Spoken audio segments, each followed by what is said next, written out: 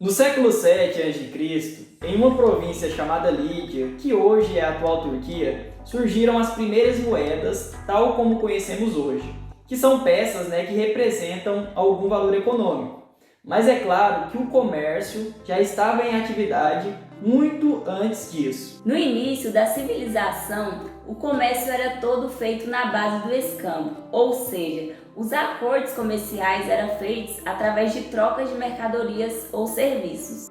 Como ilustração ao exemplo de escambo, então imaginemos que João seja dono de um certo campo em uma cidade pequena.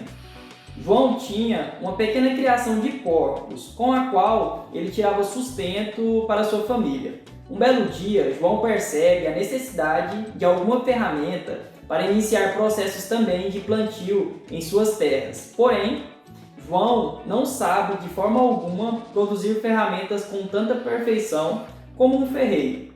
Então, ele decide ir a um ferreiro próximo às suas terras e leva como pagamento daquela ferramenta que ele tanto deseja um porco das suas criações.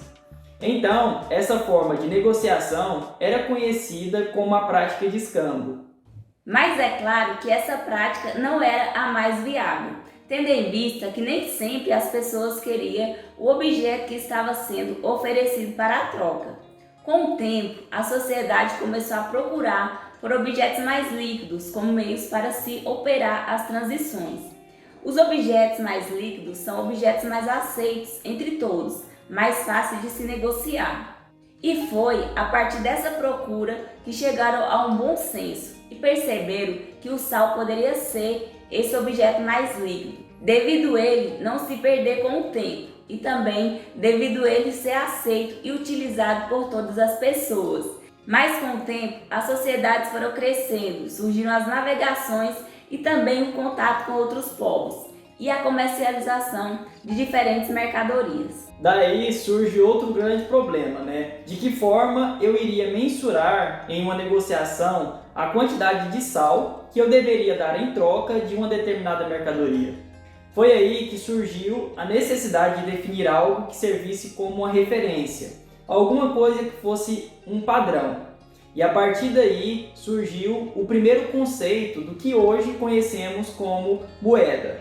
A princípio, foram definidas diferentes tipos de mercadorias como moedas, como por exemplo o boi, o arroz, o sal, alguns tipos de grãos e etc. O sal, por exemplo, por ser um elemento que tinha características que preservava vários tipos de alimentos e por ser muito difícil de ser encontrado em vários lugares, ele chegou a ser utilizado como moeda pelo Império Romano.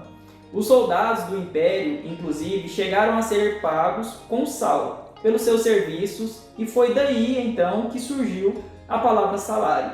Com o passar do tempo, foi percebido que o metal poderia ser melhor utilizado como material de troca, devido à facilidade de transporte, facilidade de armazenamento e outros fatores.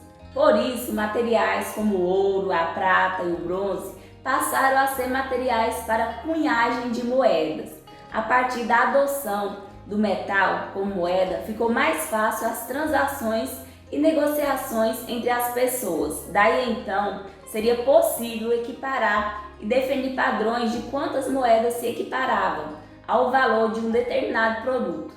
Segundo um artigo publicado pela Casa da Moeda, em 1695 foram cunhadas as primeiras moedas oficiais aqui no Brasil, de 1.000, 2.000 e 4.000 réis em ouro, e também de 20, 40, 80, 160, 320 e 640 réis em prata, que ficaram conhecidas como a série das patacas. A moeda real imperial, ou réis, como é conhecida no plural, foi utilizada até 1888. Daí em diante tivemos várias outras moedas, como o Real República, o Cruzeiro, Cruzeiro Novo, o Cruzado Novo, o Cruzeiro Real e finalmente em 1994 tivemos a criação da nossa moeda atual, que é o Real. Esse é o nosso vídeo de hoje. Se você não é inscrito, já te convido a se inscrever no nosso canal, deixar o seu like, ativar o sininho para não perder nenhum dos nossos vídeos. Até a próxima!